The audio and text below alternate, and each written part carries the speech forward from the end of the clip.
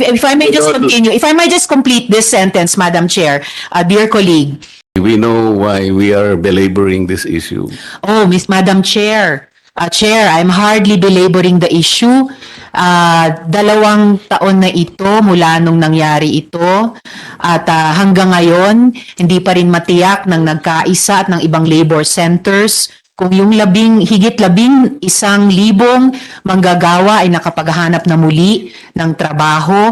Hindi pa masigurado kung yung 100,000 mga pamilya o milyong-milyong mga manonood ay na-satisfy ng muli yung dating na ibibigay sa kanilang serbisyo. And hardly belaboring dahil ito po ay may kinalaman dun sa trust na ilalagak ng publiko sa chair ng COA batay sa track record na ipinakita nila bilang chair ng ibang komisyon. And if we can in fact say, Madam Chair, na mas mataas pa nga ang tungkulin ng COA bilang isa sa mga constitutional commissions natin. But Madam Chair, if I may just continue, if I might just complete this sentence, Madam Chair, dear colleague, this is hardly belaboring dahil yung sa tingin ko lamang pong injustice na nangyari dito ay hindi pa po nga sapat na napag-usapan ni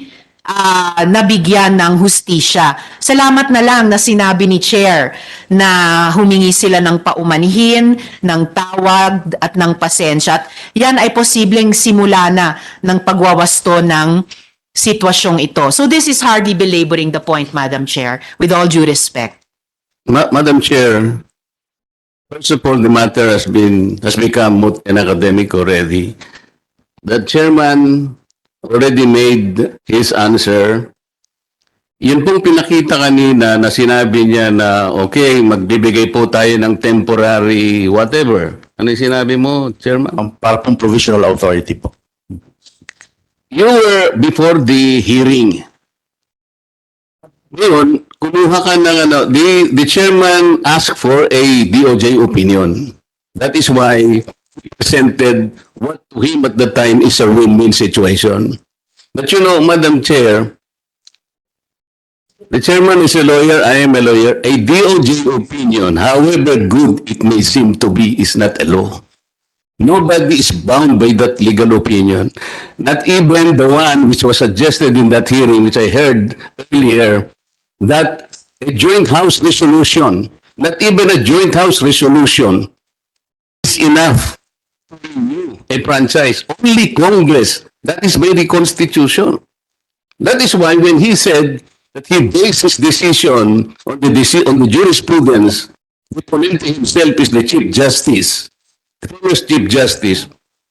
In that ponencia, Madam Chair, the Supreme Court said that no network, no radio, television network can operate without a franchise or without renewing a franchise. Period. The chairman cannot do anything. Otherwise, he will be remiss of his duty. He will be violating the law. But I said this is moot and academic. In the House of Representatives, we have proven the various violations of ABS-CBN. How much taxes have been withheld from the government? Billions of taxes. Siguro kaya ka lang humihingi ng tawad dahil naawa ka sa mga nawala ng trabaho. But that is not your fault. You have to protect the government, the interest of the government.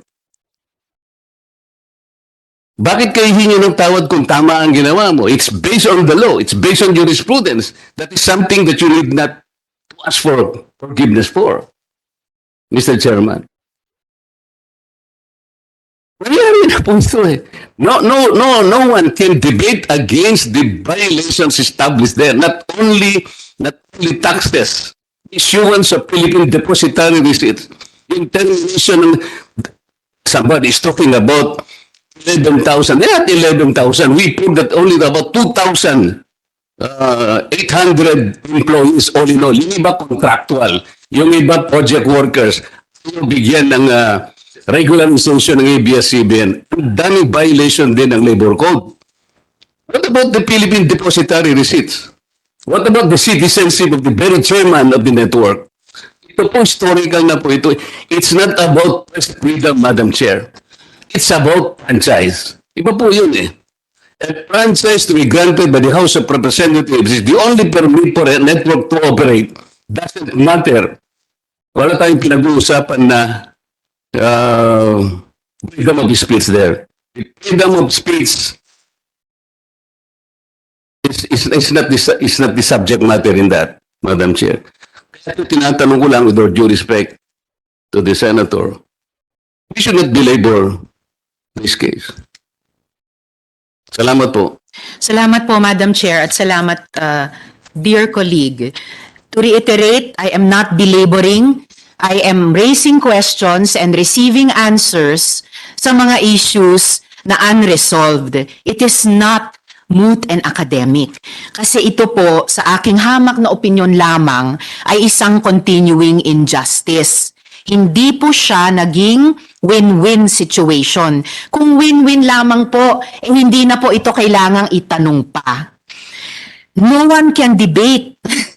We are a deliberative body, Madam Chair. Lahat po tayo ay mga mambabatas. We can and should debate kung sakaling may mga issue na hindi po tayo nagkakasundo. Gaya ng sinabi ko po kanina sa Good Chair, hindi po ako pinalad na maging abogado tulad nila at ng dear colleague. But we are all legislators. We can and we should debate if we must para makabuo tayo ng pagkakasundo kung magkakasundo man tayo. Only about 2,800 employees. Ano man ang employment status nila, kaya nga't ipinaglalaban namin dito sa Senado at ang mga colleagues sa House ang security of tenure. 2,800 man lang ang may security of tenure nung panahong iyon. More than 11,000 ayon sa nagkaisa. At mas makikinig po ako sa labor center. More than 11,000 sa unang wave pa lang. Kahit pa mga kontraktual na dapat ay ginawang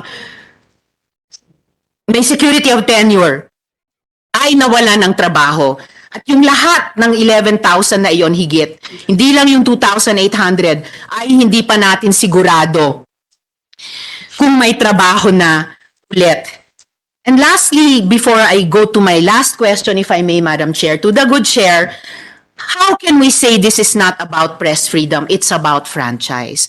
Sa issue pong ito, nagbuhol-buhol yung dalawang iyon. Of course, it is about press freedom. Dahil broadcasting company ang humingi ng renewal of franchise.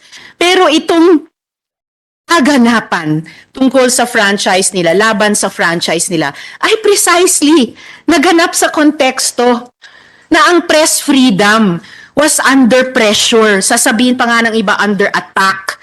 At yun na nga po, yung mas maayos sana na resolution ng issue na provisional franchise para maidugtong sa, provisional authority, Madam Chair, para maidugtong sa prangkisa ibibigay ng Kongreso.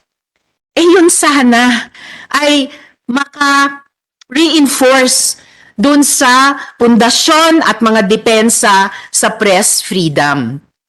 So I must make these points of record, Madam Chair. And these are hardly points that are being belabored. These are points, forgive me, Madam Chair, these are points that we must make continuously. Hindi po ito isang kasalanan o pag-aaksaya ng oras.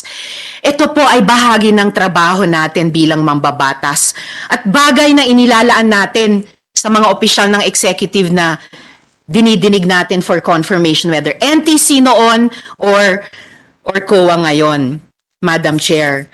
So if I just may ask one question, Chair, Madam Chair, bilang bagong COA Chair, papayagan niyo po ba ang sarili niyo o yung opisina niyo, a constitutional commission no less, na ma-pressure muli ng ibang government official o entity kahit ito'y lalabag sa mga tungkulin ng inyong opisina, Chair?